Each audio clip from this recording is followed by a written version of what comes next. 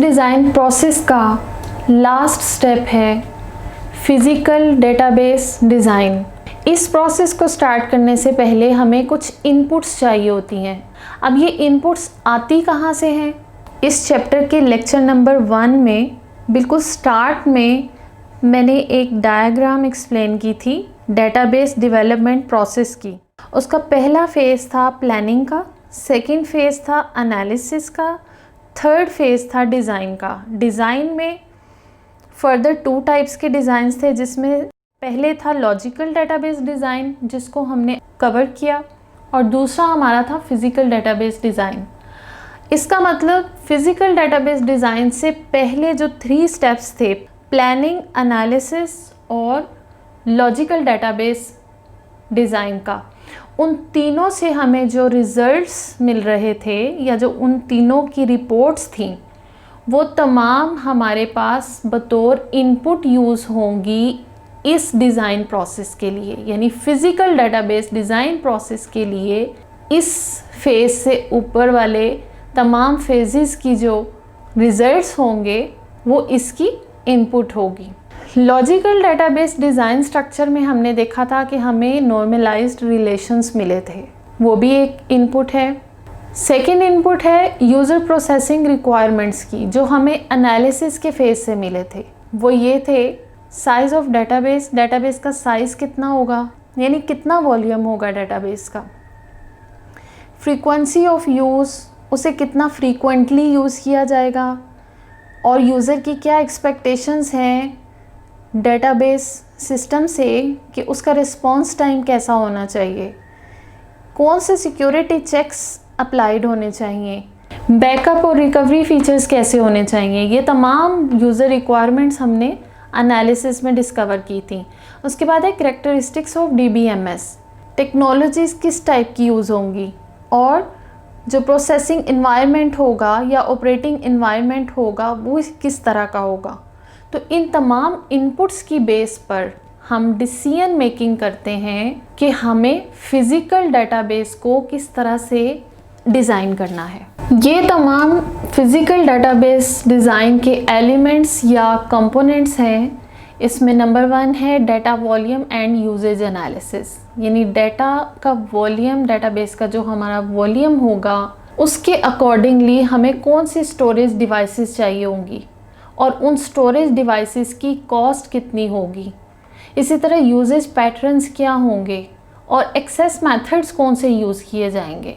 इस एलिमेंट में या इस कंपोनेंट में ये तमाम डिसीजंस लिए जाते हैं।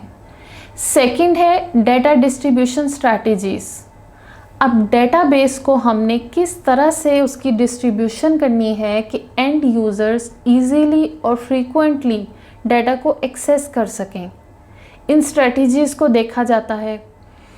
फिर फाइल ऑर्गेनाइजेशन है कि फ़ाइल्स को फिज़िकली किस तरह से ऑर्गेनाइज़ किया जाता है, इनकी डिटेल भी हम प्रीवियस लेक्चर्स में कवर कर चुके हैं। उसके बाद है इंडेक्सेस किस तरह से बनाए जाते हैं और कौन से इंटेग्रिटी कंस्ट्रेंट्स लगाए जाते हैं, यानी डाटा की करेक्टनेस और रिलायबिलिटी को इंश्योर करने के लिए कौन से कंस्ट्रेंट्स या रूल्स को अप्लाई किया जाएगा। इन कंपोनेंट्स में से ये जो लास्ट 3 कंपोनेंट्स हैं, फाइल ऑर्गेनाइजेशन, इंडेक्सेस और इंटेग्रिटी कंस्ट्रेंट्स, इनको हम प्रीवियस लेक्चर्स में कवर कर चुके हैं।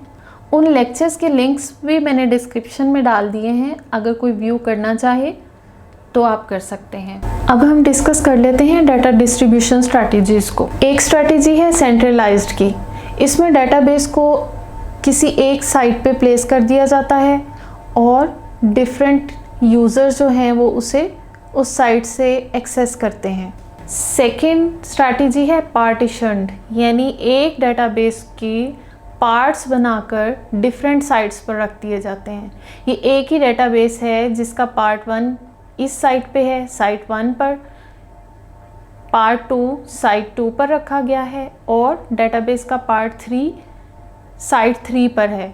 इस स्ट्रैटेजी में एंड यूज़र्स अपने करीब वाली साइट से डेटाबेस को एक्सेस कर सकते हैं। डाटा डिस्ट्रीब्यूशन की थर्ड टाइप है रेप्लिकेटेड।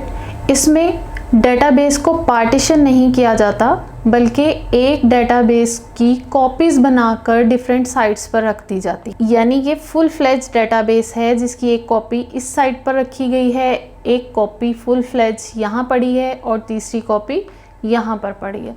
फोर्थ टाइप है हाइब्रिड।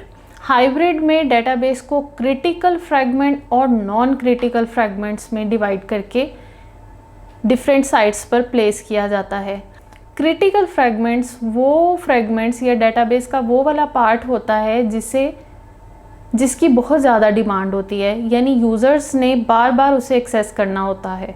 ऐसी लोकेशंस जहाँ पर डेटाबेस को बार बार एक्सेस किया जाना हो, वहाँ पर हम क्रिटिकल फ्रैगमेंट प्लेस करते हैं और नॉन क्रिटिकल पार्ट को हम ऐसी साइट पर रख देते हैं जहाँ पर उसकी ज़्यादा डिमांड नहीं होती। डेटाबेस के डिज़ाइन और डेवलपमेंट के बाद बारी आती है उसकी इम्प्लीमेंटेशन की, यानी इंस्टॉलेशंस की। डेटाबेस को इंस्टॉल करने के लिए हमें पर्टिकुलर टाइप ऑफ कंप्यूटर, जिसे हम सर्वर भी कहते हैं, उसकी ज़रूरत पड़ती है और इसके साथ साथ मल्टीपल लोकेशंस पर डेटाबेस की एक्सेस प्रोवाइड करने के लिए हमें नेटवर्क हार्डवेयर की ज़रूरत होती है। डेटाबेस एडमिनिस्ट्रेटर और नेटवर्क एडमिनिस्ट्रेटर मिलकर ये तमाम एक्टिविटीज़ परफॉर्म कर रहे होते हैं। इंस्टॉलेशंस के बाद यूज़र्स को, ऑथोराइज्ड यूज़र्स को उनके यूज़र नेम और पासवर्ड्स असाइन कर दिए जाते हैं ताकि वो डेटाबेस की फैसिलिटीज़ यूज़ कर सकें। इस टाइप की डेटाबेस की कॉमन और फेमस एग्जांपल है हमारे पास नादरा की डेटाबेस। इसके साथ ही हमारा चैप्टर नंबर 3 कंप्लीट हुआ।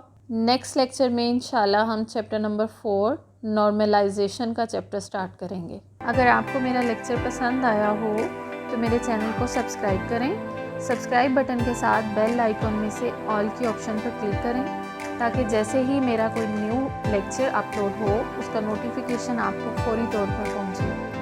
चैनल को लाइक करें, शेयर करें और कमेंट बॉक्स में अपनी सजेशंस लाजमी दें। Thank you.